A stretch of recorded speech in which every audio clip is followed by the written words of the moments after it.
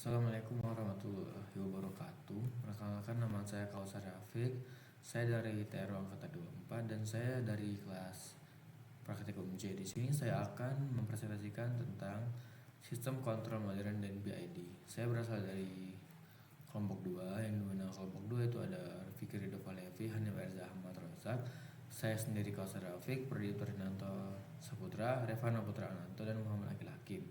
Oke, pertama-tama kita lanjut ke pengertian singkat. Nah, pengertian singkat sistem kontrol itu menurut Katsuhiko Gata dalam bukunya, yaitu buku Modern Control Engineering. Sistem kontrol dapat dipahami sebagai satu susunan atau kombinasi dari berbagai komponen yang saling bekerja sama untuk mencapai tujuan tertentu, yang dimana sistem ini akan selalu bekerja sama. Bekerja sama dalam apa?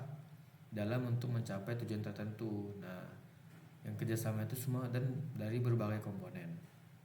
Dari sistem ini, masukan yang diberikan akan diproses melalui beberapa tahapan sehingga menghasilkan keluaran, yaitu output sesuai dengan yang kita inginkan. Setelah kontrol, ada pengertian singkat dari feedback. Feedback merupakan proses mengembalikan sebagian sinyal keluaran ke masukan untuk dibandingkan, sehingga sistem dapat mendeteksi kesalahan, yaitu error, dan melakukan koreksi agar keluaran sesuai dengan yang diinginkan. Yang ketiga adalah ada pengertian singkat dari PID controller. PID controller merupakan metode pengendalian dalam sistem kontrol yang menggunakan 3 aksi utama, yaitu proporsional, yaitu P, untuk merespon besar error saat ini. Jadi P itu digunakan untuk merespon besarnya error. Yang kedua ada integral atau disebut I, untuk menghilangkan error jangka panjang. Dan yang terakhir ada D, yaitu derivatif, yaitu berfungsi untuk memprediksi serta meredam perubahan error yang akan terjadi di masa depan. Selanjutnya ada jenis-jenis sistem kontrol. Nah, jenis-jenis sistem kontrol ini terbagi menjadi 2 macam, yaitu open loop dan closed loop. Open loop sendiri itu merupakan sistem kendali yang bekerja hanya berdasarkan masukan. Jadi open loop ini bekerjanya cuma berdasarkan masukan tanpa memperhatikan hasil keluarannya. Jadi open loop ini bisa dibilang hanya inputnya saja, tapi tidak memperhatikan atau tidak peduli dengan hasil outputnya, sehingga jadi nggak ada koreksi kalau ada kesalahan, karena open loop sendiri sistemnya tidak memperdulikan ada output. Jadi ciri-cirinya dari open loop itu adalah: satu, keluaran tidak mempengaruhi masukan. Yang kedua itu tidak menggunakan umpan balik. Yang ketiga, bekerja hanya berdasarkan perintah atau setelan awal. Yang keempat, sederhana, biayanya lebih murah tapi kurang akurat jika ada gangguan. Jadi bisa dibilang open loop ini sangat sederhana, biayanya lebih murah dibandingkan closed loop. Tapi jika ada kesalahan atau error, maka kurang akurat, teman-teman. Yang kedua, sistem kontrol jenis closed loop. Nah, sistem jenis kontrol closed loop ini merupakan sistem kendali yang menggunakan umpan balik dari keluaran untuk dibandingkan dengan masukan, sehingga sistem dapat melakukan koreksi otomatis agar hasil sesuai dengan yang diinginkan.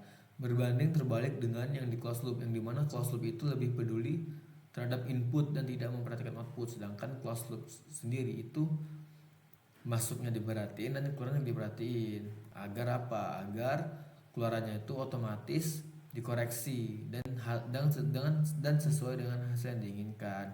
Ciri-ciri closed loop itu ada 4, yaitu keluarannya itu dipantau dan dibandingkan dengan masukan. Yang kedua, menggunakan umpan balik feedback untuk memperbaiki kesalahan.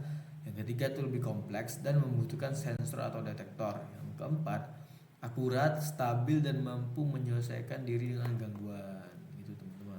Lanjut. Tuh, contoh rangkaian open loop dan closed loop. Yang di atas itu adalah open loop. Ada open loop control system, di mana control unit langsung masuk ke driver dan ke motor. Sedangkan closed loop sendiri, control unit masuk ke driver, ke motor, lalu lagi feedback ke awal. Jadi yang dimana input dan outputnya itu terperhatikan. Sedangkan open loop sendiri, control unit itu input, driver masuk ke motor dan tidak peduli terhadap outputnya seperti apa. Yang kesekian ada jenis-jenis dari feedback. Feedback itu terbagi menjadi dua, yaitu feedback positif dan feedback negatif. Feedback positif sendiri terdapat tiga ciri-cirinya, yaitu digunakan untuk menggunakan error, menjadikan sistem lebih stabil dan akurat, dan yang terakhir paling banyak digunakan dalam sistem kontrol. Sedangkan feedback negatif sendiri memiliki tiga ciri-ciri juga, yaitu menambahkan sinyal keluaran kemasukan, dapat memperkuat sinyal, tapi berisiko membuat sistem tidak stabil.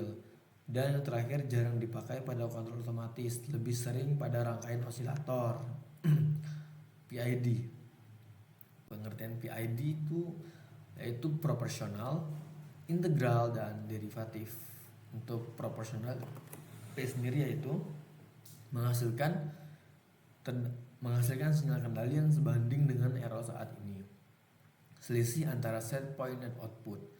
Yang kedua, semakin besar error, semakin besar respon yang diberikan. Jadi semakin besar terjadi kesalahan, maka respon yang terjadi akibat kesalahan itu maka semakin besar. Yang terakhir, fungsinya apa? Fungsi dari proporsional itu adalah merespon cepat terhadap perubahan error. Lanjut ke itu integral. Integral itu menghasilkan sinyal kendali berdasarkan akumulasi error dari waktu ke waktu. Jadi apabila ada error dari waktu ke waktu, maka integral sendiri akan menghasilkan sinyal kendali. Yang kedua, berfungsi untuk menghilangkan error jangka panjang atau offset yang tidak hilang oleh aksi P. Jadi apabila si proporsional ini tidak bisa menghilangkan error, maka dari integral sendiri akan berfungsi untuk menghilangkan errornya atau offsetnya yang tidak bisa ditanggung atau tidak bisa dikendalikan oleh aksi proporsional. Yang terakhir ada derivatif. Derivatif sendiri berfungsi untuk menghasilkan sinyal kendali berdasarkan perubahan error terhadap waktu dan memprediksi arah perubahan error dan meredam fluktuasi atau overshoot.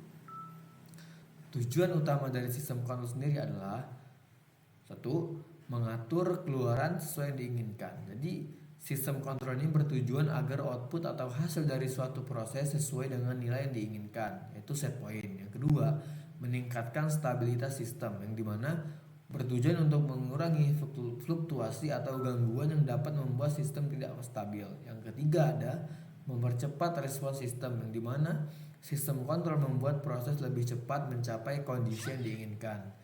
Yang keempat yaitu mengurangi kesalahan atau error, yang dimana dengan mengirimkan umpan balik atau feedback, sistem dapat menyesuaikan dirinya untuk meminimalkan selisih antara keluaran aktual dan keluaran diharapkan. Yang terakhir yaitu meningkatkan efisiensi dan keandalan. Jadi sistem tujuan dari sistem kontrol yang terakhir adalah untuk mengoptimalkan penggunaan energi, waktu, dan sumber daya sambil menjaga performa sistem.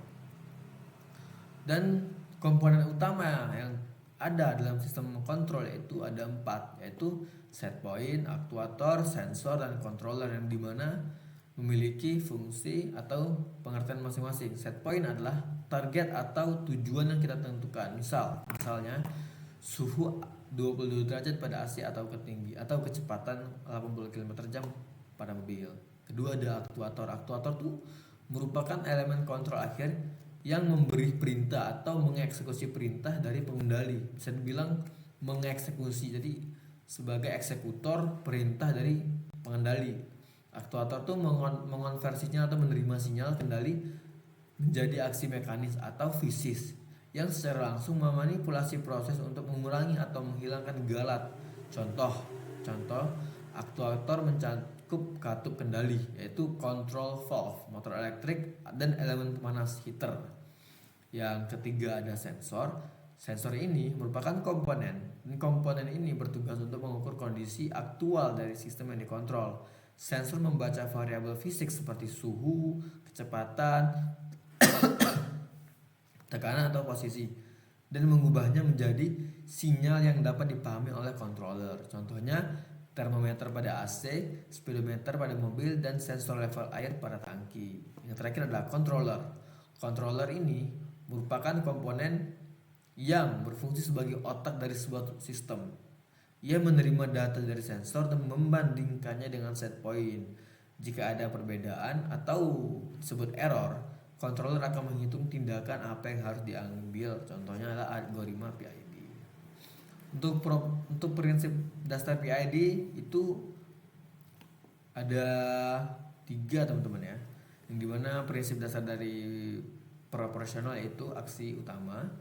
Proporsional memberikan aksi utama yang dimana komponen ini memberikan tindakan koreksi yang besarnya sebanding dengan besarnya kesalahan saat ini. Jadi apabila terjadi kesalahan, maka kesalahan tersebut akan sebanding dengan besarnya kesalahan saat ini. Logika sederhananya artinya jika kesalahan besar, koreksinya kuat. Jika kesalahan kecil, koreksinya pun lemah. Tujuannya yaitu memberikan respon awal yang cepat untuk mengatasi sebagian besar kesalahan sehingga sistem segera bergerak menuju target. Integral yaitu berfungsi menghilangkan sisa kesalahan, yang dimana prinsip dari komponen ini yaitu mengingat dan menjumlahkan semua kesalahan yang terjadi dari waktu ke waktu. Logika sederhananya, jika ada kesalahan kecil yang tersisa dan tidak kunjung hilang, komponen integral akan terus mendorong sistem untuk melakukan koreksi tambahan hingga kesalahan benar-benar menjadi nol. Yang bisa dibilang integral ini sebagai penghapus error atau penghapus dosa, teman-teman. Tujuannya yaitu memastikan sistem mencapai target dengan tepat dan presisi, serta menghilangkan kesalahan sisa yang menetap atau bisa disebut dengan steady state error. Yang terakhir derivatif, yaitu berfungsi untuk mencegah lampau batas dan menstabilkan, yang dimana prinsip komponen ini yaitu mengamati kecepatan perubahan kesalahan. Fokusnya bukan pada besar kesalahan tetapi pada tren pergerakannya. Logika sederhana dari derivatif sendiri ini ialah yaitu komponen ini itu bekerja seperti rem. Jika sistem bergerak terlalu cepat menuju target, derivatif akan memperlambatnya untuk mencegah agar tidak melampaui batas atau bisa dibilang dengan overshoot, dan menciptakan osilasi atau bisa disebut juga sebagai goyangan. Tujuannya yaitu membuat gerakan sistem menjadi lebih halus dan stabil serta mencegah reaksi yang berlebihan. Nah, contoh penerapan PID yaitu sistem kontrol PID yang diterapkan pada drone untuk mengatur keseimbangan. Jadi fungsi PID dalam drone adalah untuk menjaga stabilitas, orientasi, dan pergerakan drone dengan menyesuaikan kecepatan motor secara otomatis berdasarkan data sensor dan umpan balik waktu nyata. Algoritma PID atau bisa disebut proporsional, integral, dan derivatif menghitung kesalahan antara posisi atau orientasi yang diinginkan dan posisi aktual, lalu menerapkan tindakan koreksi untuk meminimalkan kesalahan tersebut agar drone dapat terbang secara stabil bahkan saat ada gangguan seperti angin. Fungsi P dalam sistem kontrol PID pada drone untuk mengatasi itu memberikan koreksi yang sebanding proporsional dengan besarnya kesalahan. Jika drone miring jauh, P akan memberikan koreksi yang kuat ke motor. Jika miringnya sedikit, koreksinya juga kecil. Fungsi integral dalam sistem kontrol PID pada drone untuk mengatur keseimbangan, yaitu komponen ini menjumlahkan semua kesalahan yang terjadi dari waktu ke waktu. Jika ada kesalahan kecil yang konstan, misalnya hembusan angin yang terus-menerus mendorong drone, komponen P mungkin tidak cukup kuat untuk melawannya. Komponen integral akan melihat kesalahan ini terus terjadi lalu meningkatkan kekuatan koreksi secara bertahap sampai drone benar-benar kembali ke posisi yang diinginkan. Errornya menjadi nol. Yang terakhir ada fungsi derivatif dalam sistem kontrol PID pada drone untuk mengatur keseimbangan, yaitu mengamati seberapa cepat drone mendekati titik targetnya. Fungsinya seperti rem. Jika drone bergerak melaju cepat untuk memperbaiki posisinya akibat kerja proporsional yang agresif, derivatif akan memperlambat laju koreksi untuk mencegahnya melewati target dan menyebabkan getaran, yaitu osilasi. Kelebihan dan kekurangan PID ada.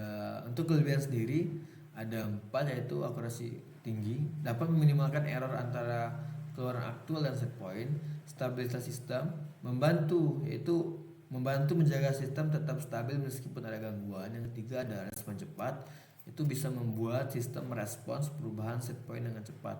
Yang keempat ada fleksibilitas, yang dimana PID ini bisa diterapkan pada berbagai sistem baik mekanik, elektronik maupun proses industri. Selain kelebihan, ternyata PID juga memiliki kekurangan, teman-teman, yaitu tuning sulit menentukan parameter Pi I dan D dan yang optimal membutuhkan percobaan atau metode khusus. Overshoot apabila terjadi kelebihan. Jika parameter tidak tepat, sistem bisa mengalami lonjakan keluaran melebihi set point. Yang ketiga adalah kurang efektif untuk sistem linear. Kurang efektif untuk sistem non-linear kompleks. PID bekerja paling baik pada sistem linear.